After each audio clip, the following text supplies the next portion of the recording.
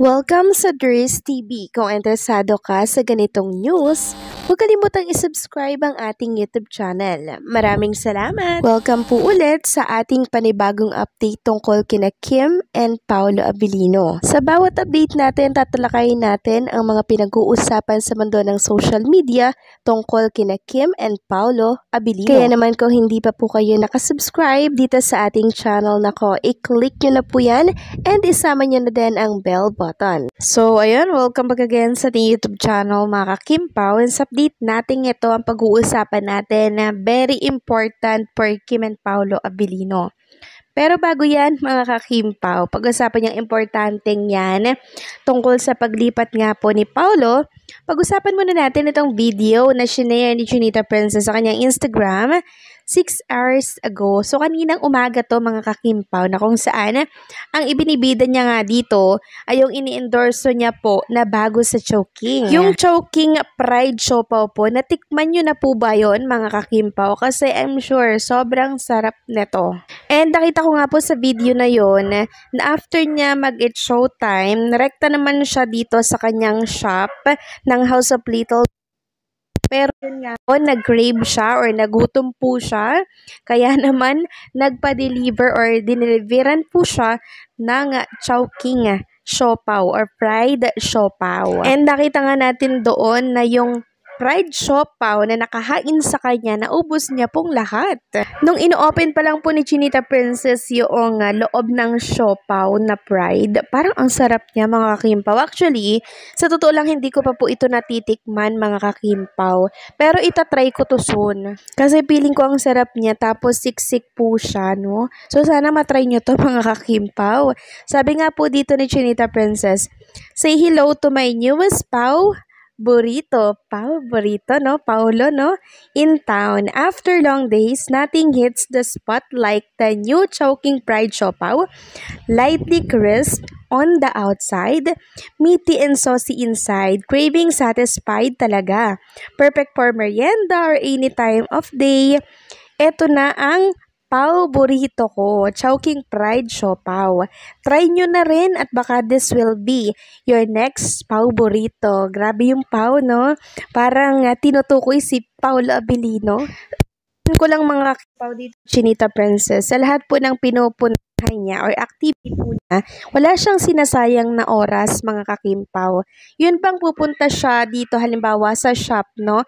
Tapos magpipilm siya noong pag-endorso sa kanyang hawak na brand. So, doble po no yung purpose niya sa mga ginagawa niya. Kaya hindi ako nasasayangan sa bawat oras ni Chinita Princess. Kasi napakasipag niya mga ka-Kimpaw eh. Kaya nakaka-proud lang tapos nakaka-amaze.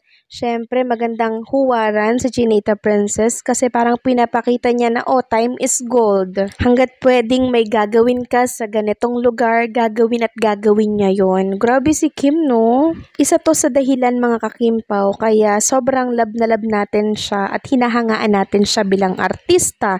And siyempre, tandem ni Paolo. Next topic naman, pag-usapan natin mga ka-Kimpaw, etong post ng Star Magic, no? Na kung saan ay pinag-uusapan ngayon sa lahat ng social media platform, lalo na po dito sa X. So, nilaro po ng Star Magic yung post nila, kaya yung iba, naguluhan, yung iba nalito, at yung iba, seryoso talaga yung post ng Star Magic. Sabi ng Star Magic, be part of the Star Magic family. Stay tuned for more details. Tapos, nag-share sila ng dalawang picture dito. Tapos, ano lang, no? Parang wala lang mukha. Pero, kilala natin kung sino yan.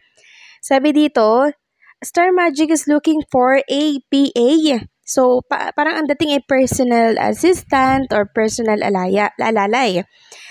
Star Magic is looking for a PA, qualification male, good looking, pleasing personality, versatile, and creative. Then may nabasa nga ako doon na baka daw pwede silang mag-apply, mga ka-Kimpaw. Tapos sabi, grabe naman yung PA na yan, kailangan good looking. Hindi po nila alam na yung tinutukoy dito ng Star Magic ay si Paolo Abilino po. Sabi nga ng isa dito, PA, production assistant. Tapos may nag-reply na, "Are you being sarcastic lang po ba? If not, PA means Paolo Abilino, paandar lang po yan ng Star Magic." Na they are looking for PA, magiging Star Magic artist na po kasi si Paolo. Kung baga, Star Magic na mag-handle sa kanya. So, yan pala yun mga kakimpaw. Si Paolo Abilino po ay lilipat na. Siya po ay lilipat na dito sa Star Magic. So, kaya siya umalis, no, doon sa dating niyang management para pumirma po dito ng kontrata sa Star Magic. So, halos isang taon din na niligawan si Paolo Abilino para mapa-oo.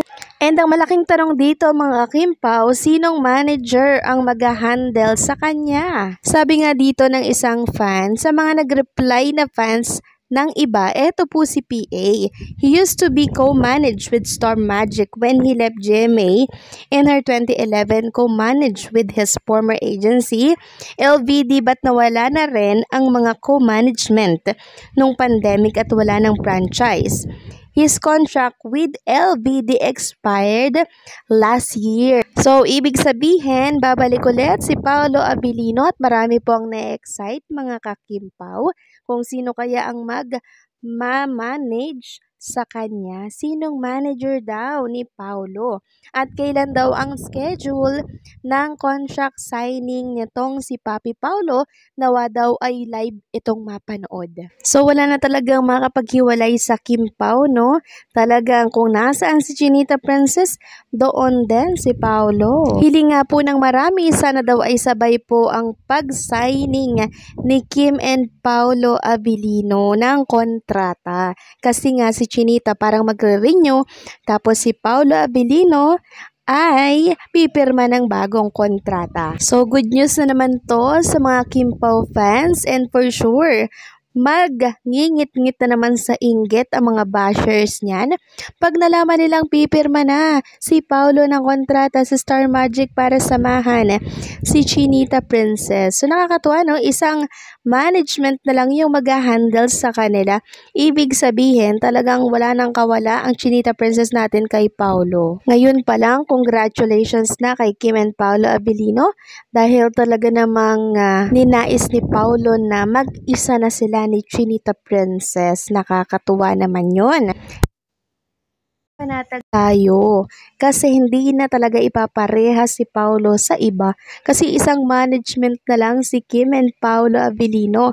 Kung baga sinamahan niya na si Chinita Princess dito para hindi na talaga siya mapaiba din ng kapareha. Nakakatuwa, no, Paolo Abilino, dahil talaga namang pinakita niya po dito na talagang wala tayong dapat ipag-alala sa tambalang Kimpaw, di ba?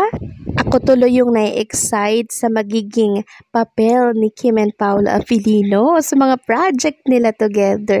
Kayo din ba excited? Please comment down below, ha?